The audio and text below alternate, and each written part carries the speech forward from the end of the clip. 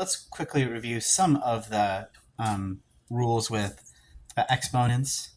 Like if we have x squared and times x to the power of 3, that ends up when you're multiplying them, you could add the exponents to be x to the 2 plus 3 equals x to the power of 5.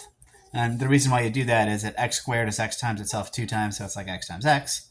And x to the power of 3 is x times itself 3 times, so that's another 3 of them. So totally you could add those up to x to the power of 5. And that only works when the base is the same.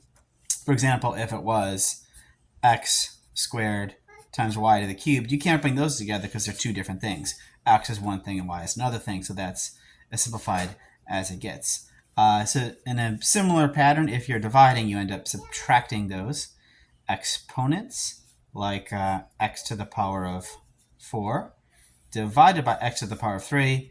You can end up subtracting those to just have x to the power of 1, which is x equals x.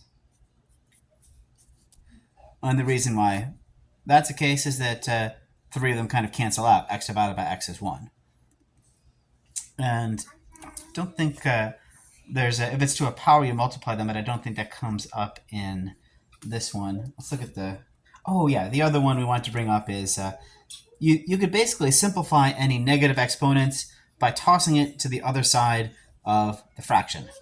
Like x to, if you have a negative exponent, you could basically put it on the other side of the fraction and make it positive. Or if you have x to the power of negative 3, that's the same as 1 divided by x to the power of 3. So if you just have, whenever you have a negative exponent, throw it to the other side of the